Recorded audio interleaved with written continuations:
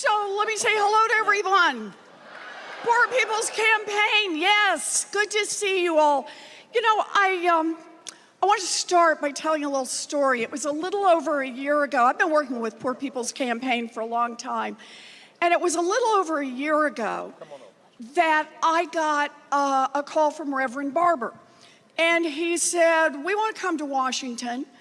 And he said, we want to bring the Poor People's Campaign to Washington. Some of you are nodding because some of you came. And we want to talk to Congress. We want to witness to Congress. We want to tell Congress what it's like to be poor. And we want to tell Congress what they can do about poverty.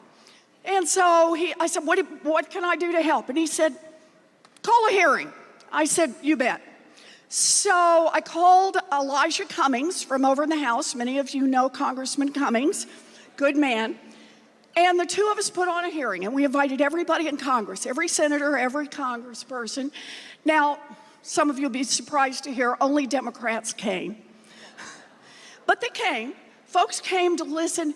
But here was the key part, the people who came to testify, the people who came to witness.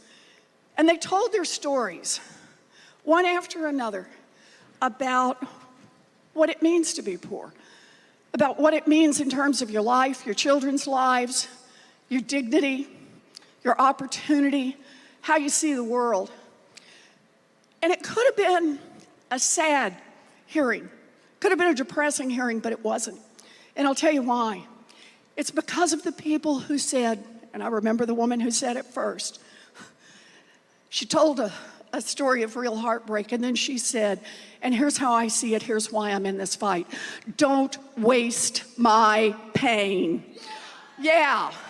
And here she is in the front row. Don't waste my pain. And that's how I see this moment in Washington, this moment in our country. We have a fundamental issue, and that is, who is our government going to work for? Is it going to just keep working for the rich and the powerful, keep working for a thinner and thinner slice at the top? Or are we going to have a government that works for everyone else? Well, I want a government that works for everyone else, and that's what this fight is all about. So I'm in this one all the way. You know, right now, the rich and the powerful, man, they want to see tax breaks in Washington.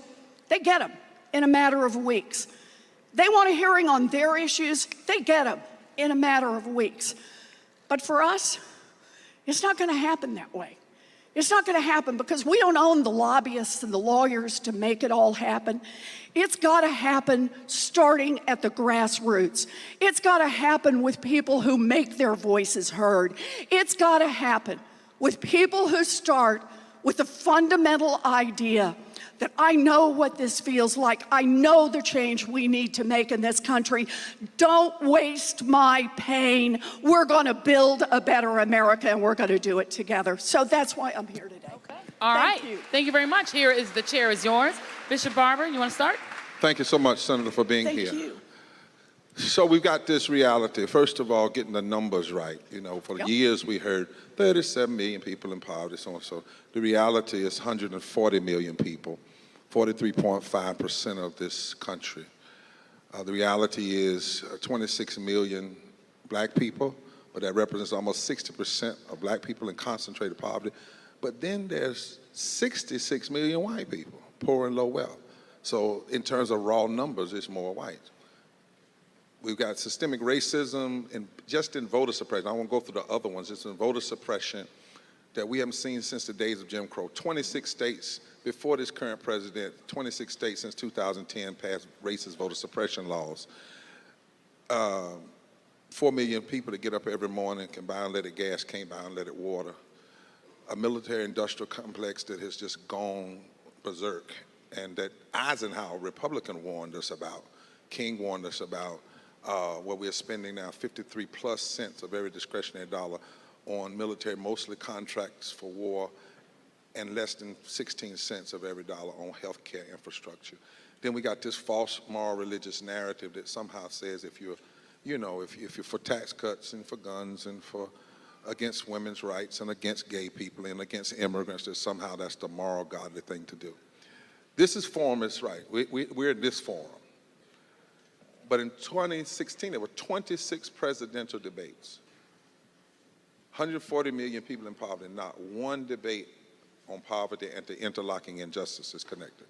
Not one full debate on voter suppression and racist gerrymandering. Will you push and use the power of your campaign to push and ensure that of the televised debates, there will be a debate that focuses on systemic racism, how that's connected to systemic poverty, ecological devastation, the war economy, the false moral narrative, religious nationalism? How will you do that? And do you even believe that it is necessary for us to have that conversation in front of all of America, not just some of America, as you see here today? Yes, I do. I think that is the conversation we need to have with all of America. And there's so many ways that this is intertwined. Can I just start with one piece of this? And it's where you went, Reverend Barber, and that is where we spend our money. You know, you start to talk about budgets, and there are a lot of people who just kind of glaze over. And they say, oh, that's math. I don't have to do that. That's just numbers. You know, we'll let the experts work on that. We don't really have to worry about that. The truth is, no. Tell me how you spend your money, and I'll tell you what your values are. Because that's where it shows up. And that's why one of the keystones, central parts of what I talk about now in my campaign is that we start in America with a wealth tax. We need to put a tax on the top 1/10 of 1%, the biggest fortunes in this country. And here's the idea behind it. It's a 2-cent tax. Says once you've got $50 million, your first $50 million, fine. But I know you've relaxed over that now, right? But when you hit that 50 millionth and first dollar, you got to pitch in 2 cents. And 2 cents for every dollar after that. It's a tax on wealth. It's a tax on the great fortunes in this country. And understand this, it's not a tax to say there's something bad or you've done something bad. It's to say, you built a great fortune in this country, you had some great idea, you worked really hard, or you inherited well, whichever way. But the point is, if that fortune was built here in America, I guarantee it was built, at least in part, using workers all of us help pay to educate. It was built, at least in part, getting your goods to market on roads and bridges all of us help pay to build. It was protected by firefighters all of us help pay the salaries for. So we're just saying, you make it really big in this country, pitch in 2 cents so everybody else has a chance to make it in this country. And here's what that does. 2 cents from the top 1/10 of 1%. And here's what we can do with it. We can start out by providing universal child care for every baby in this country aged 0 to 5. We can provide universal pre-K for every 3-year-old and 4-year-old in this country. We can raise the wages of every child care worker and preschool teacher to the professional levels that they deserve and that we want our children to be taken care of, people who have real professions here. We can make public technical school, 2-year college, and 4-year college tuition-free for every one of our kids. We can put $50 billion into historically black colleges and universities so that they can play from a level playing field in building tomorrow's leaders. And we can cancel student loan debt for 95% of the people who have student loan debt. We can do all of that, and we can hit the opioid crisis head on. We can put $100 billion over the next 10 years to putting the resources right down into the communities that are on the front lines in this fight. We can actually save lives, save families, save communities across this country, and we would still have money left over. What I want you to understand about every part of this, and I know you understand this, is asking those at the very top to put in 2 cents is enough to be able to help all of our children build a future. Not just some of our Senator, children, but all of our children. Let me follow up on that question, though, because I really want to get at it. One of the things this campaign is saying, though, that if we don't say the word poverty, and if we do not have a debate that focuses on poverty and systemic racism and ecological devastation as combined, not as silo issues. And one of the things we've been really asking the candidates is, do you believe we need to have that debate? Because in 26 last time we didn't. Yes. We didn't have, and we will push and go to the media and those setting up the next 26 or 30 debates and say, listen, there's no way in the world we can have this happen again. 50 some years after the voting rights decision, we have less voting rights today than we had 50 some years ago. More poverty, and 43% of this nation in poverty, and we're having a political discourse that won't even say the word poverty in the mainstream, right? And that's what we want. That's the question. Will we push to have that debate publicly with all the media there? Yes, okay. Yes. Right. Joy, and Joy has a question. Oh, I had a quick follow-up because you're in the United States Senate, obviously, and it's an interesting place with an interesting leader. That's a nice way to put it. Very diplomatic. Yes, try to be diplomatic.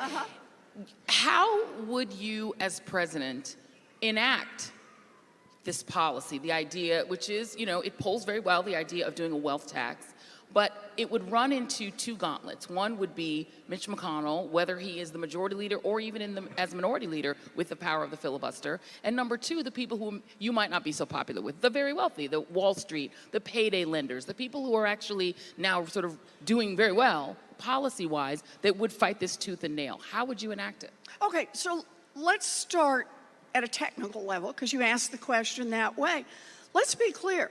If we're in the majority and Mitch McConnell wants to block us on the kinds of things our country needs and the kinds of things they elected me and other people to enact, then I'm all for getting rid of the filibuster. We cannot let him block things the way he did during the Obama administration. I've been there when it was one set of rules when President Obama was president, and now it's a different set of rules. Now that they've got Trump in the White House, we can't do that as Democrats. We have to be willing to get in this fight. So that's part 1. But part 2 is to understand this is about making democracy work. So the way I see this, when you ask the question, and you rightly say, by the way, that wealth tax, it's not only popular among Democrats, it's not only popular among independents, a majority of Republicans support it. Same thing for getting rid of student loan debt. A majority of Republicans are there.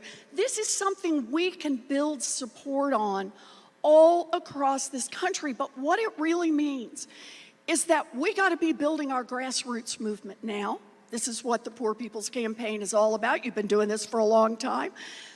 But it's build it not just toward November of 2020, which I'm all in favor of, but it's keep that momentum up so that come January of 2021, we are fighting for real change. A president who leads and a people who say this is what we want. That's how we get pressure on Congress and get to make the changes we need to make in this country. All right, let's bring up Beth Jones. Where is Beth? Beth is in the audience and has a question for the senator. All right. Hi, Senator. Thank you Hi, for Beth. coming. I'm standing with Swami Dayananda. She is a Hindu Swami. monk from Yogaville Community Serving with Union Hill Baptist Church and Friends of Buckingham for Environmental and Climate Justice in Virginia. I come from Southeast Louisiana, where we have one of the fastest eroding coastlines in the world. And not far inland, in some of the poorest communities, you'll find a long line of petrochemical companies. Families have been flooded with deadly poisons for generations. There's toxins in the air and the water that has caused so much illness that some folks call our corner of the country Cancer Alley. Ecological devastation and the climate crisis is happening all around us. And the poor and marginalized are always the first to be hit. What is your plan to ensure that everyone has a right to clean water, air, land, and to defend our environment? All right, thank you. Thank you for the question.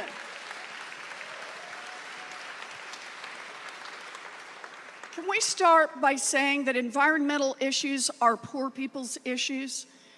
Because it's critical to stop and acknowledge that. You know, I've been working on different parts of environmental plans, and the very first one I did was about what a president can do, and I love saying this, what a president can do all by herself. The kinds of things that don't have to go through Congress. So for example, the first day that I'm sworn in, I will put in place a moratorium that on all of our federal lands, on all of our national parks, there'll be no new drilling, no new mining for petrochemicals, and offshore, no more. We're not going to do that. When I rolled that out, the very first place I went was to coastal South Carolina, where poor people, where working people, where people in struggling communities are on the front lines trying to stop offshore drilling. They make their lives and their livelihoods from that water. And they say just, you know, all it's going to take is one spill, one accident, one mistake, and it'll wipe them out for generations to come.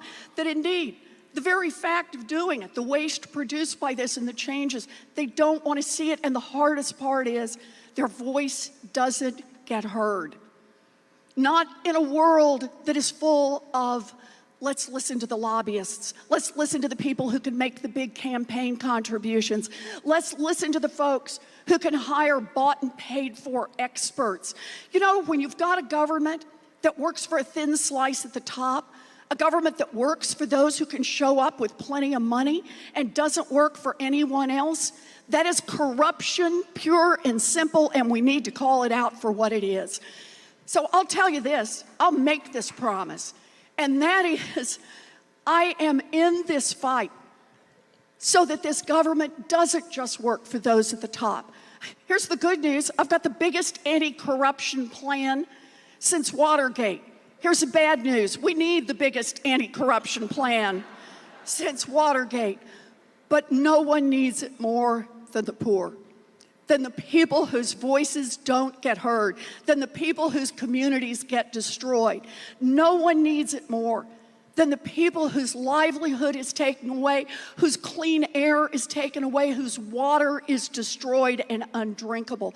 And that's the fight we have to be in. We have to be in that fight morally, we have to be in that fight economically, and we have to be in that fight politically every single day. Count me in on that one. Reverend Theo Harris. So in 1968, when the Poor People's Campaign was launched by Dr. King and other leaders, they were talking about the tripartite evils, the connection between systemic racism and poverty and militarism, and how every war, every bomb dropped in Vietnam, and now we have a lot more wars, was a bomb in unservices to the poor of this country. We spend 53 cents of every discretionary dollar on the military and 15 cents on education, healthcare, and anti-poverty programs. So what are you going to do to end this war economy, to challenge militarism, and to lift the load of poverty? So we need to cut our military budget. You know, this is, and there are multiple ways we should be thinking about this. We need a military and a Department of Defense that constantly isn't just saying, our plan is more, more, more. How much more can we absorb? How much more can we get? No, we need to think of our budget in terms of our values. One way we can deal with that budget is we need to stop the endless wars. No great nation fights endless wars. We bring our people home, that is billions of dollars that we have to spend here at home on our people. on our future. Every time we make an expenditure, I go back to this question about budgets. Every time we decide we're spending money on this instead of that, we're making a very concrete statement about our values. And for me, this is not about how to help a giant industry. This is not about how to make a department bigger and bigger and bigger. This is not about how to support endless wars. This is about how we build an America that is strong, that is vibrant, and that works not just for those at the top, but works for everyone. Bishop Barber has another question. Senator, thank you so much.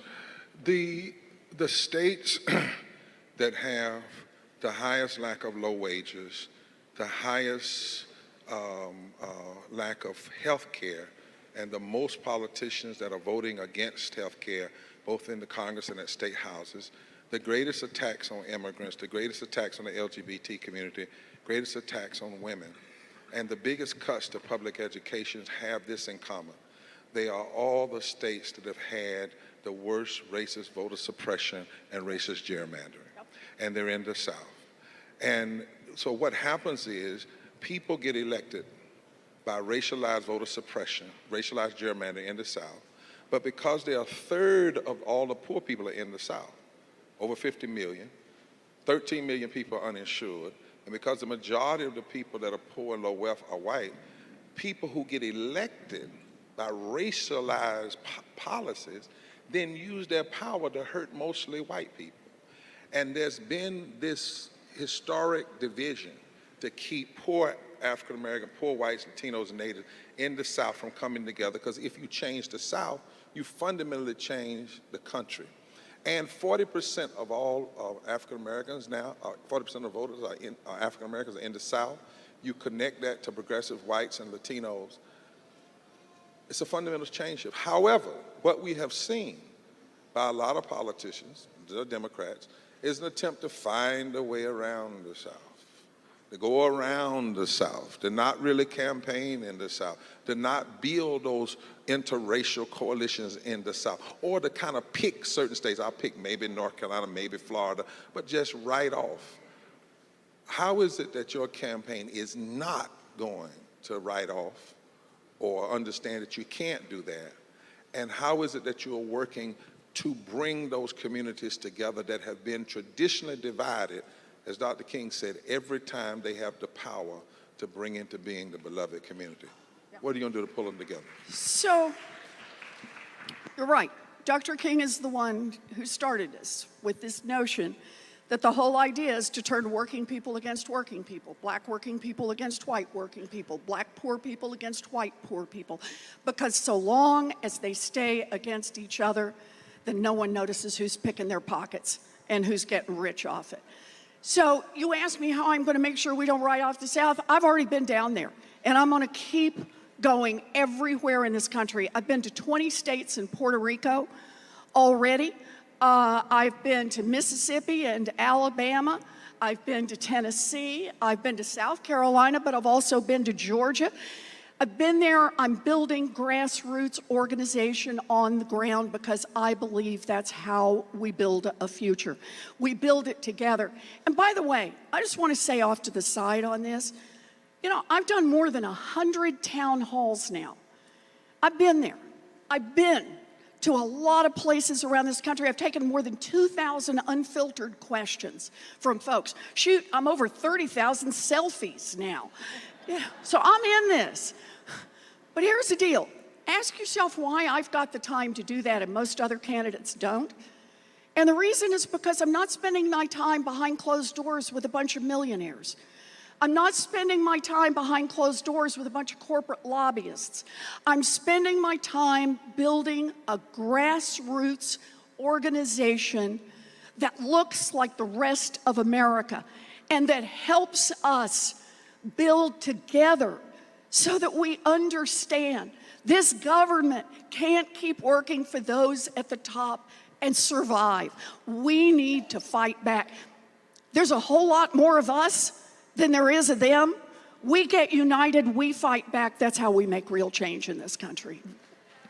How would Elizabeth Warren as the presidential candidate be able to overcome the forces of really great wealth who would be arrayed against your candidacy? How would you win? How are you going to win?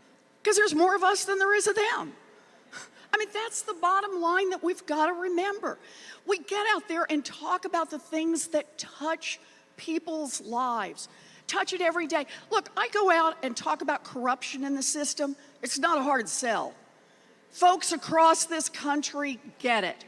I go out and talk about a 2-cent wealth tax and that we could have universal child care, every one of our babies, that we could build 3.2 million new housing units, housing for the poor, housing for the homeless, housing for the working poor, housing for working people.